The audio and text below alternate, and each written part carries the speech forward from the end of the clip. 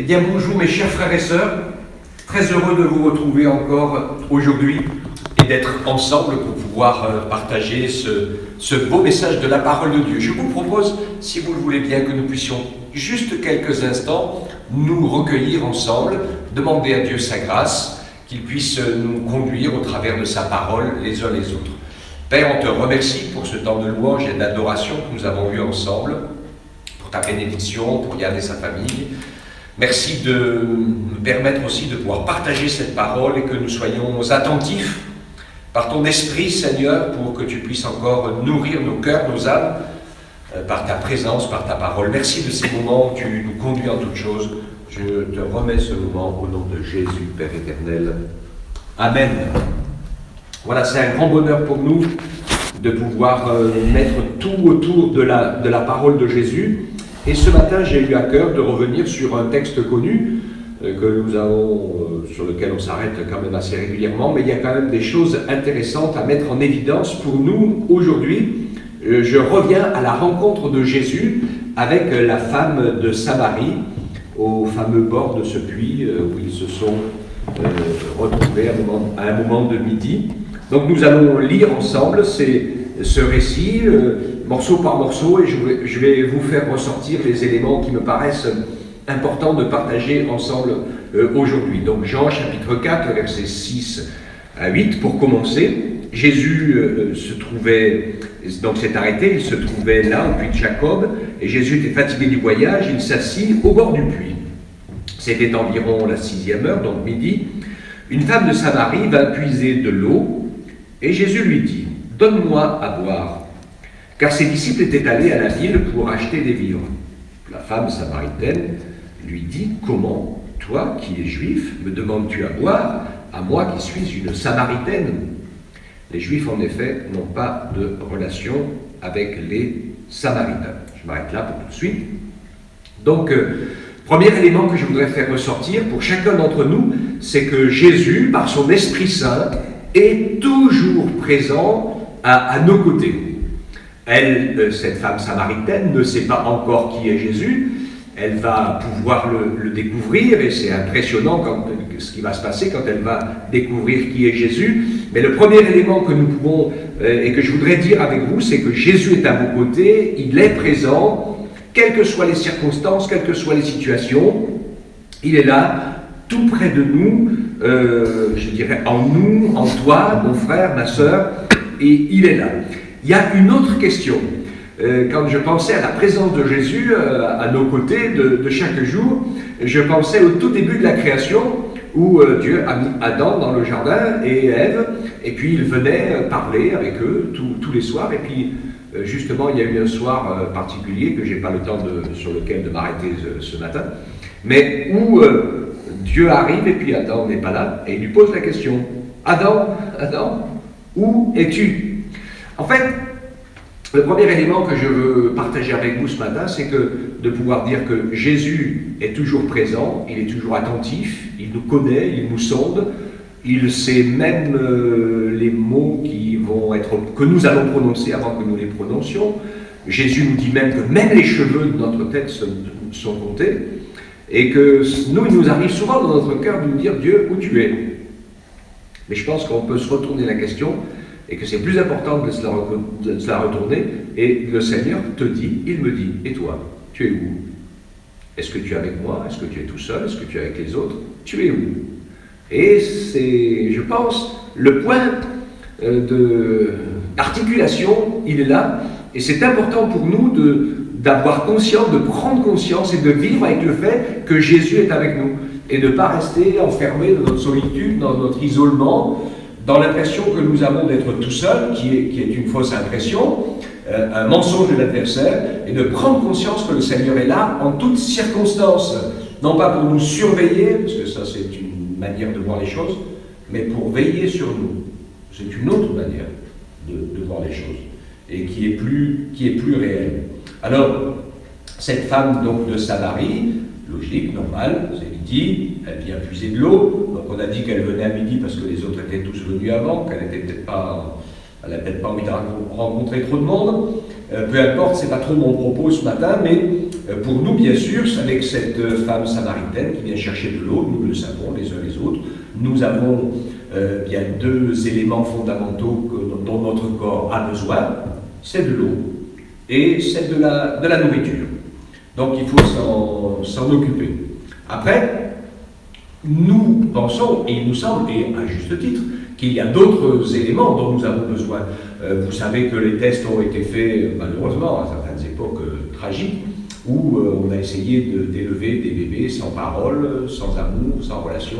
Ils sont tous morts. Nous n'avons pas besoin que d'eau et de nourriture. Bien plus que cela, d'ailleurs, Jésus le disait, l'homme ne vivra pas de pain seulement. Je vais y revenir dans quelques instants. Donc chacune d'entre nous, chaque être humain, eh bien nous venons puiser de l'eau, nous venons puiser dans la vie, selon nos besoins, et selon nos soifs, aussi selon nos envies, selon nos recherches. Je pose de questions, que cherchez-vous? Que cherchons-nous? Qui cherchons-nous? Et nous travaillons pour pouvoir à ces besoins, à nos besoins, aussi à nos envies et à nos désirs. Quelles sont nos soifs? Quelles sont nos aspirations? Quelles sont nos recherches? Jésus est là, assis, elle arrive, et il lui dit « Donne-moi à boire ». Bien sûr que Jésus, qui était incarné dans un corps comme le nôtre, eh bien, avait besoin lui aussi de boire, de manger et de se reposer. Pas de souci, mais finalement, on va aller plus loin et puis on va voir que, en fait, le Seigneur, bien sûr, qui a besoin de boire de l'eau, qui a besoin de se nourrir, lui, dans cette situation, ce qui est important, ce qui est clé, c'est qu'il avait prévu, et c'est d'aller à la rencontre de cette femme pour aller au-delà des besoins physiques, normaux et apparents. Et comme le Seigneur Jésus, par son Esprit Saint qui nous sonde et qui nous connaît, veut faire la même chose. Il veut entrer en relation avec nous pour des choses tellement plus profondes, tellement plus essentielles, tellement plus importantes que seulement le manger et le boire. Et souvent, c'est ce qui attriste un peu le Seigneur et ce qui fait une barrière, car beaucoup de nos soucis sont le manger, le boire, l'occupation de nos journées, les plaisirs, etc., etc. Et nous ne nous concentrons pas sur l'essentiel, qui est d'avoir une vraie relation avec Dieu, et puis aussi une vraie relation les uns avec les autres. Dans 1 Corinthiens, chapitre 15, verset 45, Paul le disait, c'est pourquoi il est écrit, le premier homme, Adam, devint une âme vivante, et le dernier Adam est devenu un esprit vivifiant. Donc pour nous ce matin, pour moi ce matin, je veux insister sur le fait de l'importance d'avoir une relation avec le Seigneur dans l'adoration, dans l'écoute de sa parole, dans les motivations, parce qu'il va nous aiguiller dans les bonnes motivations de la vie, et puis il va nous permettre aussi de garder une relation avec notre semblable, avec ceux qui sont autour de nous, ce qui est important, et chose sur laquelle nous devons absolument veiller pendant ce temps de confinement, déconfinement, puisqu'on s'est retrouvé un petit peu isolé.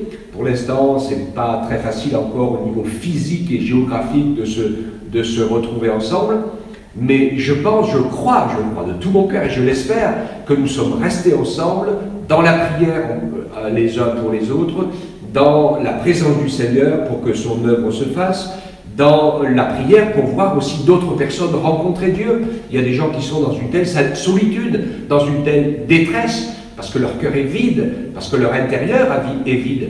Que croyez-vous qu'il y avait dans le cœur de cette femme samaritaine? Eh bien, on va y découvrir très très vite un grand vide. Elle était à la recherche du bonheur, elle était à la recherche de l'amour, elle était peut-être à la recherche de l'homme parfait. Ça, c'est un peu difficile à trouver, mais la femme parfaite non plus, c'est pas facile à trouver. Hein. Donc, voilà, il y avait une soif, il y avait une recherche qui est difficilement définissable, mais dont le Seigneur Jésus est la réponse. Jésus le dit d'ailleurs, Matthieu 4, il répond qu'il est écrit « L'homme ne vivra pas de pain seulement, mais de toute parole qui sort de la bouche de Dieu. » Et nous savons combien c'est important, nous l'avons vu, nous sommes dans des sociétés occidentales qui vivent des choses un peu particulières aujourd'hui, mais nous savons que beaucoup de choses ont été construites au travers de la liberté de conscience, de la liberté de culte, la liberté de religion, etc., et qui ont fait que eh bien, l'homme a pu construire des choses intéressantes et importantes pour le bonheur de vivre. Et Jésus le disait dans Jean chapitre 6, verset 27, il disait « Travaillez, non pas pour une nourriture qui périt, mais pour celle qui subsiste, pour la vie éternelle. Et cette nourriture pour la vie éternelle, c'est celle que le Fils de l'homme vous donnera. Alors, cette femme lui dit quoi? Tu me demandes à boire? Elle est vraiment étonnée, un peu choquée, quoi, parce que les Juifs avaient beaucoup de mépris pour les Samaritains, ils leur adressaient même pas la parole, c'était des moins que rien. Et là, elle voit Jésus, un homme en plus, demander à cette femme de lui donner à boire, faire presque comprendre comme s'il avait besoin d'elle finalement. Et puis le discours va continuer. Et elle lui dit, tu me demandes à boire, comment ça se fait? Et Jésus lui dit, si tu connaissais le don de Dieu, c'est toi qui m'aurais demandé à boire. Si tu connaissais celui qui t'a dit, donne-moi à boire, c'est toi qui lui aurais demandé à boire. Il t'aurait donné de l'eau vive. Seigneur, lui dit-elle, je continue la lecture, tu n'as rien pour puiser, le puits est profond, d'où aurais-tu donc cette eau vive? Es-tu plus grand que notre père Jacob qui nous a donné ce puits, qui en a bu lui-même ainsi que ses fils et ses troupeaux? Jésus lui répondit, quiconque boit de cette eau aura encore soif, mais celui qui boira de l'eau que je lui donnerai n'aura jamais soif, et l'eau que je lui donnerai deviendra en lui une source d'eau qui jaillira jusque dans la vie éternelle. Jésus ici dit quelque chose d'essentiel, de fondamental, qui est clair pour nous. Jésus, le Fils de Dieu, par sa parole et par l'action du Saint-Esprit, nous donne une parole qui nous transmet le pardon de Dieu, l'amour de Dieu et la vie éternelle qui vient du Seigneur. Ça veut dire que quand on laisse entrer la parole de Jésus dans notre cœur, quand on laisse entrer le Seigneur dans notre cœur, eh bien ça veut dire que la parole de Dieu entre en nous et que nous sommes sauvés et délivrés. Ce qui veut dire aussi que tant que cette parole n'est pas entrée en nous, alors nous sommes prisonniers de notre nature de pécheur. Nous sommes donc morts spirituellement, séparés de Dieu, séparés de la vie éternelle qui est en Dieu et dans la nature de Dieu. Paul le disait clairement aux Éphésiens, chapitre 2, verset 1er, il dit « Vous étiez morts par vos offenses, par vos péchés, dans lesquels vous marchiez autrefois. » Ce que le Seigneur propose à la Samaritaine et ce qu'il nous propose à chacun, eh bien, c'est de faire entrer la lumière dans notre cœur. Et la femme lui dit, Seigneur, donne-moi de cette eau, afin que je n'ai plus soif, que je ne vienne plus puiser ici. Alors, ici, elle le prend un peu au piège de ses propres paroles, puisque tu me proposes cette fameuse eau, alors donne-moi-la. Et elle est toujours au niveau, en fait, de la réponse à ses besoins de vie normale. Et elle va se rendre compte tout d'un coup que Jésus va l'amener vraiment beaucoup plus loin. Et Jésus lui donne une réponse. Il dit, va, appelle ton mari et reviens ici. Ah, alors là on change de niveau de discussion. Et la femme lui dit, j'ai pas de mari. Jésus lui dit, tu as bien fait de me dire que tu n'avais pas de mari, car tu en as eu 5 et celui que tu as maintenant n'est pas ton mari. En cela tu as dit vrai, Seigneur, lui dit la femme, je vois que tu es prophète. Et donc elle se retrouve bouleversée par quelqu'un qui ne l'a jamais vu, qui ne l'a jamais rencontré, qui ne l'a jamais connu, et qui connaît les moindres détails de sa vie intime et personnelle. Donc ça amène bien sûr quand même à réfléchir. Quand on s'approche du Seigneur et qu'on ouvre son cœur à Jésus, la première chose que nous pouvons découvrir ensemble, et c'est ce que le Seigneur veut, il veut allumer la lumière dans toute notre vie. Quand il allume, et c'est pour ça que c'est toujours difficile à l'être humain de s'approcher de Dieu.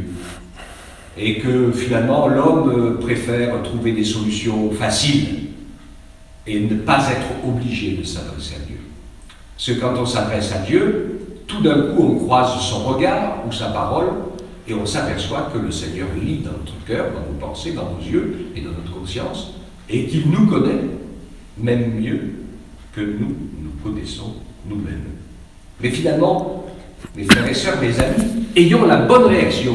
La bonne réaction, c'est au lieu de se cacher sous le tapis ou faire comme Adam, où es-tu, et d'essayer de passer à côté. La bonne réaction, eh bien, c'est d'ouvrir son cœur et de laisser la lumière du Seigneur entrer en nous.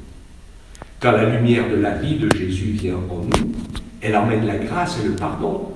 Elle nous fait sentir, oui, tu es pécheur, oui, tu es coupable, oui, tu es à côté, mais je veux te pardonner. Et j'ai payé par mon sang versé à la croix pour que tes péchés soient effacés. Il n'y a rien de plus agréable dans la vie que de vivre le pardon de Dieu par le Saint-Esprit à l'intérieur de soi. Il n'y a pas de plus grand bonheur que d'avoir ces péchés effacés. Que cet esprit de culpabilité et de condamnation s'en aille et nous quitte pour que nous puissions trouver la paix qui repose non pas sur nous-mêmes et sur nos bonnes œuvres, mais retrouver la paix qui repose sur le fait que le Seigneur Jésus a payé pour nous. Oui, je suis pécheur, oui, je suis imparfait, oui, j'ai péché contre Dieu, mais oui, Jésus a payé pour moi, il a pris ma condamnation, et je suis maintenant sans condamnation et sans péché devant Dieu, comme un enfant dans les bras de son père ou de sa mère. Et ça, c'est vraiment extraordinaire. Et le Seigneur veut nous permettre ainsi, et c'est une clé, c'est la spécificité des disciples de Jésus. Je pense que pour nous tous, ça doit nous faire réfléchir. Le disciple de Jésus, il va à la recherche de la lumière dans sa propre vie, de ce qui est vrai, de ce qui est clair, de ce qui est honnête, de ce qui est droit. Et c'est ainsi que, eh bien, le Seigneur nous donne de vivre le pardon de Dieu, faire la paix avec Dieu. Il nous permet aussi de faire la paix avec nous-mêmes, et c'est pas vain comme démarche de faire la paix avec soi-même. Il y a beaucoup de gens pour qui c'est vraiment très très compliqué, parce que faire la paix avec soi-même, il y a tout un tas de mesures de valeur, on se dénigre ou on se prend trop, etc. Mais c'est vraiment important de réaliser que ce que Jésus a dit, il dit, je ne suis pas venu pour vous juger, je ne suis pas venu pour vous condamner, je suis venu pour vous sauver. Et pour pouvoir nous sauver, il faut qu'on réalise qu'on est perdu. Jésus donc nous permet de faire la paix avec Dieu, il nous permet de faire la paix avec nous-mêmes, et il nous permet aussi de faire la paix avec l'autre, avec les autres, dans la mesure où l'autre le veut. On sait qu'il faut être deux pour faire la paix, et qu'il y a certaines personnes qui ne sont pas prêtes ou ne veulent pas encore faire la paix avec nous, mais on peut essayer, et puis ça arrive, on le fait, de demander pardon si on a mal agi, de s'excuser, etc., de reconnaître, de mettre de la lumière dans nos relations, et la vérité va finir par permettre à la relation d'être rétablie. Et quand la relation va être rétablie, bien, la vie va revenir. Et c'est comme ça que ça fonctionne. Par la nouvelle naissance, eh bien, nous entrons dans la vie de Dieu, nous entrons dans la relation avec Dieu, une relation nouvelle qui est coupée, séparée. Nous avons plutôt peur de Dieu, nous étions plutôt en colère contre Dieu, nous étions plutôt séparés de Dieu. Mais par le pardon et par la nouvelle naissance, le Seigneur, par son esprit, nous permet de retrouver cette relation, de pouvoir de nouveau parler, discuter avec Dieu, de devenir des adorateurs. C'est à Dieu, l'adorateur, c'est de redonner à Dieu sa place. C'est par la nouvelle naissance que Jésus nous fait entrer dans ces choses. Jésus disait quelque chose d'impressionnant. Il disait, nous adorons ceux que nous connaissons. Alors la femme samaritaine revient sur le prophète, sur les Juifs, sur les Samaritains, et dit, nos pères ont adoré sur cette montagne, vous dites que l'endroit où il faut adorer c'était à Jérusalem, et Jésus va lui répondre quelque chose de révolutionnaire. C'est la première allusion à quelque chose qui est comme ça, parce que c'était l'adoration, c'était un lieu de culte, c'était le lieu du temple, c'était Jérusalem, c'était le tabernacle, c'était etc. Et là Jésus lui dit, la femme, je lui dis Jésus, crois-moi, l'heure vient où ce ne sera ni sur cette montagne, ni à Jérusalem que vous adorerez le Père, vous adorez ce que vous ne connaissez pas, mais nous adorons ce que nous connaissons. Car le salut vient des Juifs, c'est vrai, puisque le salut vient de Jésus, et il est juif, il est la lignée prophétique qu'il annonçait. Mais Jésus poursuit et dit, mais l'heure vient, et c'est maintenant, où les vrais adorateurs adoreront le Père en esprit et en vérité, et ce sont là de tels adorateurs que le Père recherche. Il n'y a pas plus aucun endroit physique plus spécifique aujourd'hui ou plus religieux qu'un autre. Et c'est là où on fait la différence entre n'importe quelle religion et la foi vivante telle que Jésus nous l'a montré.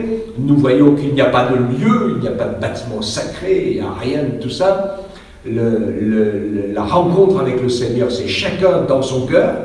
Et quand on est tous ensemble pour l'adorer, qu'on soit dans un bois, à côté d'un lac, dans une maison, dans son jardin, peu importe l'endroit où on se réunit, Jésus dit quand 2 ou 3 sont réunis en mon nom, je suis au milieu d'eux. Ce n'est pas le bâtiment qui est sacré et qui est saint, c'est les gens qui le remplissent. C'est ceux et celles qui ont rencontré le Seigneur et qui sont devenus, en fait, c'est ce qui s'est passé. Parce que le Saint-Esprit est venu habiter dans notre cœur, c'est nos corps qui sont devenus le temple du Saint-Esprit.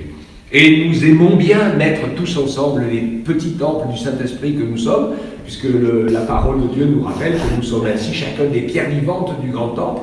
Et quand nous nous rassemblons, que nous prions ensemble les uns pour les autres ou autres, eh bien, il peut aussi se passer de très belles choses dans les vies des hommes et des femmes qui peuvent être changés, transformés par le Seigneur. Il se passe des choses des fois moins belles parce qu'il y a des moments un peu difficiles de relations, etc., etc. Mais c'est une école essentielle pour Dieu de nous apprendre à nous aimer les uns les autres. Parce qu'autrement on fait comme les païens, hein. C'est ce que Jésus disait, il dit vous invitez, vous faites du bien à vos amis, à ceux que vous aimez bien. Il dit tous les païens du monde ils font comme ça, hein. Ils aiment bien tous ceux qui les aiment. Mais le véritable amour, c'est d'aimer et d'être égal et compatissant et dans la paix avec quiconque, même peut-être jusqu'à ceux qui ne nous aiment pas. Et ça, c'est pas très facile. Mais Jésus va nous l'apprendre. C'est cela d'être parfait. Hein. Quand Jésus disait « Soyez parfaits comme votre Père Céleste est parfait », je sais que les frères et sœurs ont discuté un petit peu mardi à la prière là-dessus. Et c'était important parce que Jésus explique, il dit « Dieu est bon, plein d'amour, de grâce et de miséricorde. Il fait pleuvoir sur les justes et sur les injustes. Il fait lever son soleil sur les bons et sur les méchants. Donc soyez donc parfaits comme Dieu. » C'est ce qu'il voulait dire. Et apprenons à aimer. Et dans l'Église ou en dehors de l'Église, il y a des circonstances difficiles, de circonstances qui vont nous déchirer, qui vont nous séparer. Et juste c'est fait pour, parce que Dieu met le doigt dessus en disant, oui, tu dis que tu l'aimes, mais cet amour-là, il n'est pas encore assez grand. Je veux que tu puisses aimer comme Jésus a aimé, même ceux qui l'ont fait mourir sur la croix, et auxquels le Seigneur Jésus a dit, Père, pardonne-leur, parce qu'ils ne savent pas ce qu'ils font. D'accord? Alors, c'est compliqué, ça, c'est difficile à faire. Mais Dieu le permet, et c'est pour ça qu'on vit des temps difficiles, même maintenant sur la terre, parce que Dieu le permet pour pas qu'on se trompe, qu'on croit qu'on va aller au ciel juste parce qu'on a de l'amour. Voilà. C'est notre amour humain, il ne sauve personne, notre amour humain. Et pour pouvoir être sauvé, il faut avoir été touché, béni, visité, et que l'amour de Dieu, agapé, cet amour surnaturel, divin, soit né en nous.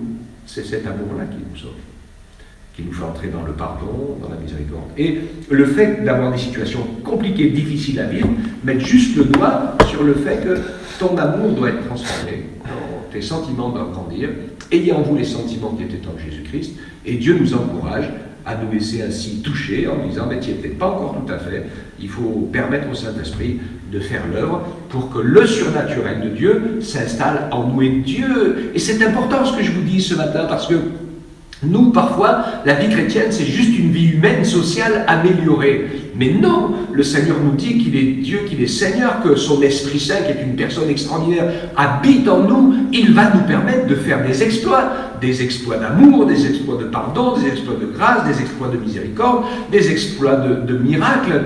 Il y a des gens qui ont été très malades pendant cette maladie, même des chrétiens. Et il y en a qui sont vivants encore aujourd'hui parce que Dieu les a miraculés. Le Seigneur n'a pas changé. Tout le monde n'a pas été miraculé, mais plusieurs l'ont été, et ils ont vécu des choses incroyables, ou peut-être, je rappelle le témoignage certains, qui étaient presque aux portes de la mort, et où le Seigneur en personne est venu leur parler, les visiter, en disant, maintenant je vais te relever, tu ne partiras pas, tu vas encore vivre. Donc ça, c'est des expériences extraordinaires. Dieu veut que nous vivions de ce niveau-là d'expérience, et c'est pour ça qu'il disait à Saint Marie-Claire, vous adorez, vous ne connaissez pas, vous ne savez pas de quoi vous parlez. Et il y a beaucoup de gens pour Dieu, pour la foi, pour la religion, ils vont à tel pèlerinage, ils vont à tel endroit, ils vont à tel endroit. Et même parmi les chrétiens évangéliques, il y en a qui courent après telle église, après tel pasteur, etc.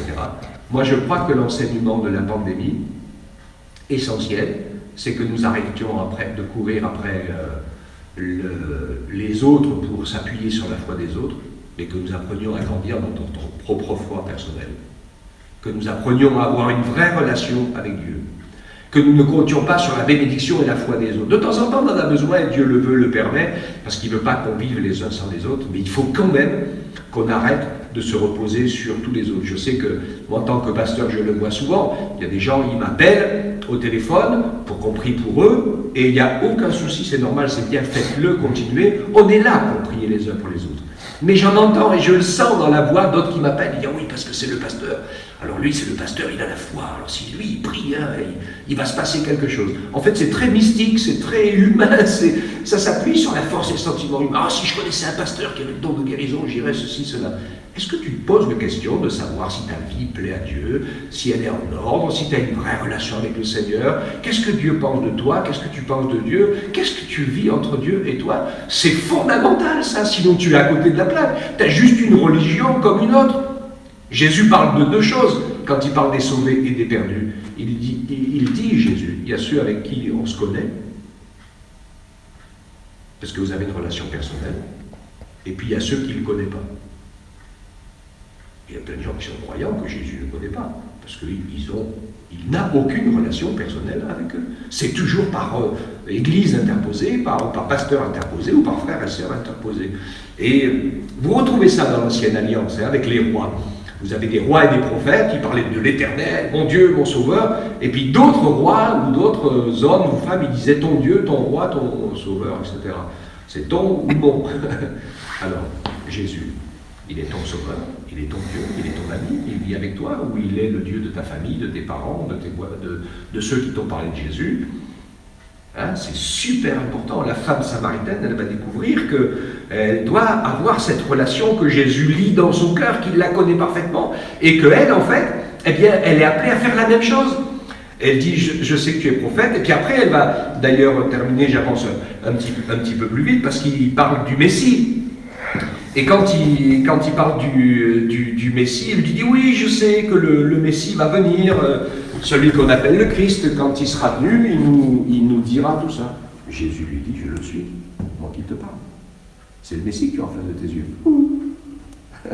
Ok. Je ne parle pas de moi ici, bien sûr, je parle de Jésus. Et donc, le Seigneur veut nous permettre de vivre cette expérience incroyable, de pouvoir vivre avec une vie en paix, une vie satisfaite, une vie dans la joie, parce que nous aurons reçu l'eau vivante du Saint-Esprit, et cette eau, elle va devenir en nous une source qui jaillit jusque dans la vie éternelle. Le Seigneur aura satisfait l'aspiration de notre âme, de la recherche du bonheur, de la jouissance, etc., qui est juste l'absence d'une vraie relation avec Dieu. Nous avons été créés pour vivre une vraie relation avec Dieu, et quand nous vivons cette vraie relation avec Dieu, tout le reste reprend de l'ordre et se met à sa place. Que le Seigneur nous permette ainsi de faire entrer sa lumière, de vivre dans la lumière. Je voudrais juste lire 2 versets ou 3 avant de terminer. 1 Thessaloniciens 5, versets 4 à 8, il dit, mais mes frères, vous n'êtes pas dans les ténèbres pour que ce jour vous surprenne. Il parle du jour de retour de Jésus, comme on pourrait dire aussi du jour de notre mort. Hein. Il y a beaucoup de gens, ils savent tous qu'ils vont mourir, mais ils ne s'y préparent jamais. Ils font comme s'ils étaient éternels. Donc voilà, ils mettent de l'autruche, là, hop, la tête dans le sable, et puis ils espèrent que ça n'arrivera jamais, tout en étant sûr que ça arrivera un jour. Mais le Seigneur, les chrétiens, ce n'est pas des gens meilleurs que les autres, des fois peut-être des fois un peu moins bons même que les autres, mais Paul dit, vous êtes des enfants de la lumière, vous êtes des enfants du jour, nous ne sommes pas de la nuit, des ténèbres, nous ne dormons pas spirituellement, mais nous veillons, nous faisons attention. Ceux qui dorment la nuit, ceux qui s'enivrent la nuit, mais nous sommes du jour, nous sommes sobres, nous avons revêtu la cuirasse de la foi et de l'amour, ayant le casque de l'espérance du salut. Rappelez-vous ces choses-là. Dans la lumière de Jésus, nous avons revêtu la cuirasse de la foi, la cuirasse de l'amour et le casque de l'espérance du salut. De ce mot espérance qui n'est pas tel bien que je serai sauvé, c'est juste, je sais que je le suis, je ne sais pas à quand ça va arriver d'entrer dans l'éternité. Dieu nous demande ainsi de l'adorer en vérité. Donc, c'est vivre dans ses œuvres. Éphésiens 2,10, que nous sommes son ouvrage, nous avons été créés en Jésus-Christ pour des bonnes œuvres que Dieu a préparées d'avance afin que nous les pratiquions. Vous cherchez le bonheur, l'épanouissement, la réussite dans votre vie. Faites ce pourquoi Dieu vous a donné la vie sur la terre. Il n'y a pas d'autre chemin. À partir du moment où vous êtes en train de vivre ce pourquoi vous avez été fait, alors vous vous êtes dans la paix et dans le bonheur, parce que tout fonctionne de manière cohérente entre votre âme, votre esprit et votre corps. Et en conclusion, je reviens sur ce sujet il y a quelques secondes, dans Jean 4, 25, la femme lui dit, je sais que le Messie vient, celui qu'on appelle le Christ, il nous annoncera tout. Jésus lui dit, je le suis, moi qui te parle. Et je voudrais conclure en disant, Jésus de Nazareth, le Christ, le Messie, il dit lui-même, je suis le chemin, la vérité et la vie. Nul ne vient au Père que par moi. Et dans Actes 4, 12, les apôtres en rajoutent, le salut ne se trouve en aucun autre, car il n'y a sous le ciel aucun autre nom donné parmi les hommes par lequel nous devions être sauvés. Je vois que Jésus est le sauveur de notre vie. Et comme je le dis souvent, parce que j'y tiens beaucoup, oui, Jésus nous a sauvés de la mort éternelle en inscrivant notre nom dans le livre de vie, et cela nous l'attendons avec espérance, mais il est le sauveur de notre vie, pour que notre vie à chacun, aujourd'hui et demain, si Dieu nous prête vie, nous puissions le servir, nous puissions être utiles aux autres, nous puissions accomplir le service et le ministère dans lequel Dieu nous a appelés, que nous puissions construire de plus en plus efficacement une relation d'amour avec le Seigneur pour que notre cœur soit comblé de sa paix, de cette satisfaction, et que nous devenions ce que le Seigneur a prévu que nous devenions, pour que quand le Seigneur reviendra, eh bien, nous soyons trouvés fidèles et engagés, parce que le Seigneur aura pu nous utiliser, nous épanouir pour aussi bénir d'autres personnes, sauver d'autres personnes, faire briller la lumière de la vérité autour de nous. Et ça, c'est un privilège extraordinaire. Mes frères et mes sœurs, soyons comme la Samaritaine, qui est passée de la mort à la vie, elle est passée des ténèbres à la lumière, elle est passée d'une vie entièrement consacrée à la recherche du bonheur terrestre, par tous les moyens possibles, sans jamais y arriver et sans jamais être satisfaite. Et avec cette rencontre avec Jésus, elle a ouvert son cœur, elle a trouvé celui qui la connaissait bien et qui pouvait donc l'aimer vraiment et transformer son existence. Et c'est ce qui s'est passé pour elle, c'est ce qui s'est passé pour moi, pour les hommes et les femmes sur la terre. Que Dieu nous bénisse et nous permette ainsi d'être ces vrais adorateurs qui adorent Dieu en esprit, en vérité. Et vous qui peut-être êtes en train de vous approcher de lui, ouvrez grand la porte de votre cœur, laissez le Saint-Esprit, laissez Jésus faire son travail en vous, laissez-le vous transformer, vous faire briller la lumière dans votre cœur. Soyez vrai avec Dieu, soyez vrai avec vous-même, soyez vrai avec les autres. Et cette lumière va nous donner une force incroyable. La Bible nous dit que la vérité, quand on l'a pour ceinture, on ne peut plus nous casser. Ça, c'est formidable, ça. Construisez une vie nouvelle avec Jésus, ayez la vérité pour ceinture. Merci Père, au nom de Jésus. Amen. Je te rends grâce Seigneur. Je te remercie pour ta parole. Je te remercie pour ta présence à nos côtés, en nous. Je sais que tu es là, chaque instant, chaque heure, dans le souffle dont nous respirons, mais que souvent c'est nous qui avons l'oreille trop dure, parce que nous ne voulons entendre que ce que nous avons envie d'entendre.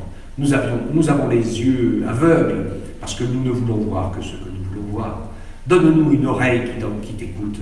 Donne-nous des yeux qui te voient. Donne-nous un cœur qui te cherche pour que tu puisses enfin transformer nos vies et nous emmener là où tu veux, dans ta présence d'amour, de salut, de grâce et de miséricorde. Et dans ces temps compliqués, tu nous permets, Seigneur, parfois nous sommes éprouvés, eh bien de remettre sur le métier à tisser des choses que nous croyons faites dans nos vies et qui étaient mal faites, que nous n'avons pas compris. Eh bien, tu nous permets de les reconstruire pour qu'elles soient solides, inébranlables. Merci Seigneur, parce que je sais que nous pouvons tous compter sur ta présence et ta bénédiction, parce que ta fidélité ne défaille jamais. Qu'il en soit de même pour nous, Seigneur, pour que tu puisses poser ta main sur nos vies et que ta parole produise une transformation en nous. C'est notre prière, Père éternel, au nom de Jésus-Christ, notre Sauveur bien-aimé. Amen et Amen. Que Dieu vous bénisse.